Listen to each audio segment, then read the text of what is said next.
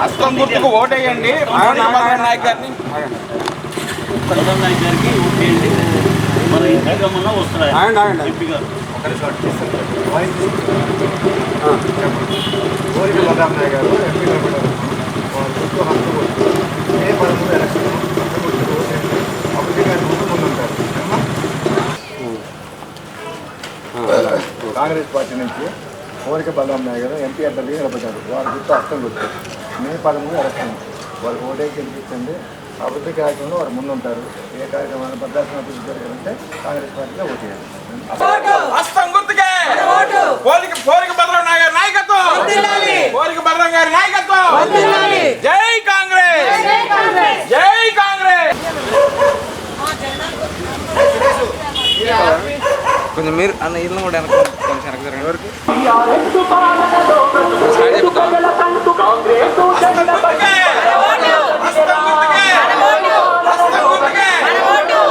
వామపక్షాల ఐక్యత, వామపక్షాల ఐక్యత, వామపక్షాల ఐక్యత.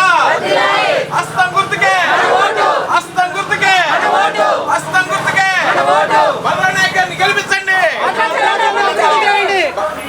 కోరిక బలరాం గారిని గెలిపించండి. హస్తం గుర్తుకే మన ఓటు, హస్తం గుర్తుకే మన ఓటు. వామపక్షాల ఐక్యత, వామపక్షాల ఇండియా కూటమి ఐక్యత, ఇండియా కూటమి ఐక్యత. హస్తం గుర్తుకే, హస్తం గుర్తుకే, హస్తం గుర్తుకే. వామపక్షాల ఐక్యత, వామపక్షాల ఐక్యత, వామపక్షాల ఐక్యత. హస్తం గుర్తుకే, హస్తం గుర్తుకే, హస్తం గుర్తుకే, హస్తం గుర్తుకే. Congress I, Congress I, Congress I.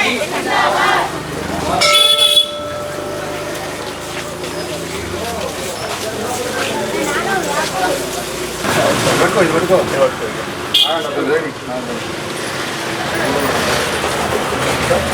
చెప్పండి. ఆయన మన భావపక్ష అయినా అక్కడ రేపు కార్యక్రమం గురించి ఓకేనా? ఏంటిది? రేపు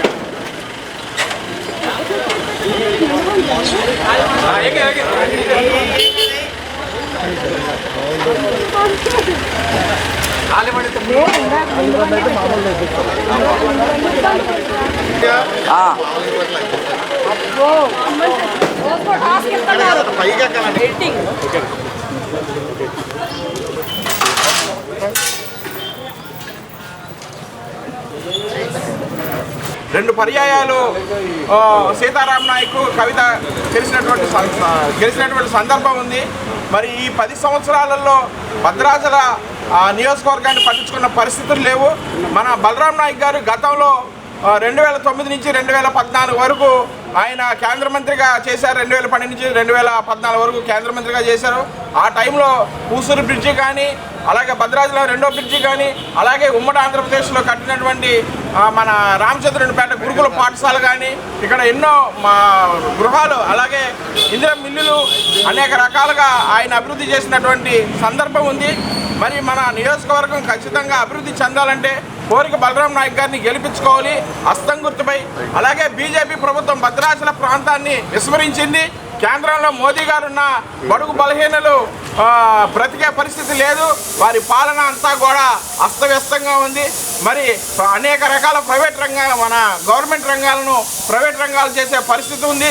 మరి ఇవన్నీ కూడా మనం గ్రహించి భవిష్యత్తులో ఎన్డీఏ కూటమి, అలాగే ఇండియా కూటమిని గెలిపించుకొని ఈ రోజున మనం ఖచ్చితంగా కేంద్రంలో మన కాంగ్రెస్ పార్టీ ప్రభుత్వం వచ్చేలాగా మనందరం కృషి చేయాలని.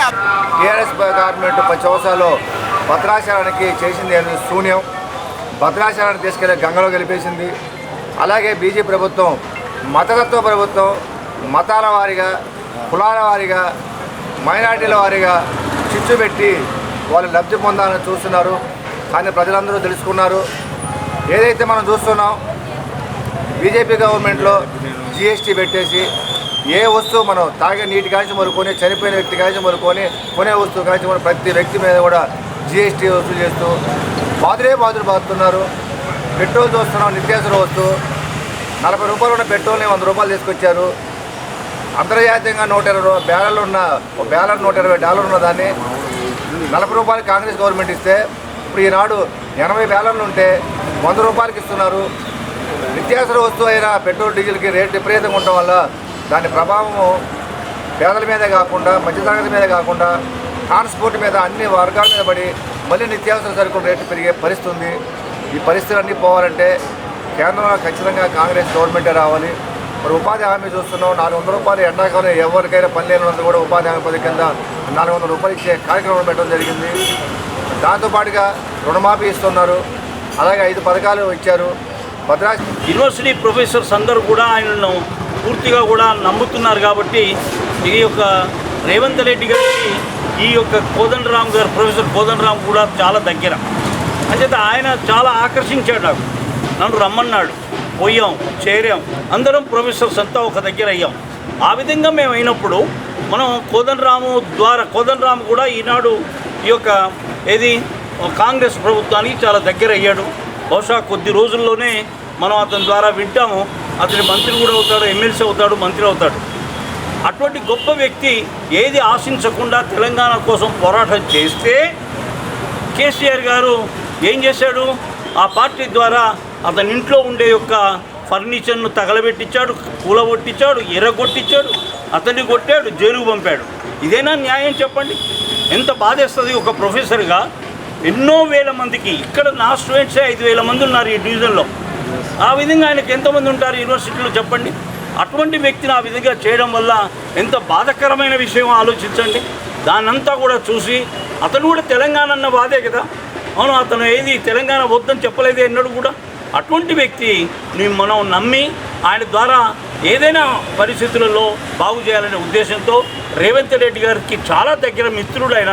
అందుచేత మనమంతా కూడా కాంగ్రెస్కి ఈనాడు బలరాం నాయక్ గారికి సపోర్ట్ చేసి అతని ద్వారా పనులు చేయించుకోవాలనే ఉద్దేశంతో మళ్ళీ తిరిగి ఈ కాంగ్రెస్లో రావడం జరుగుతుంది.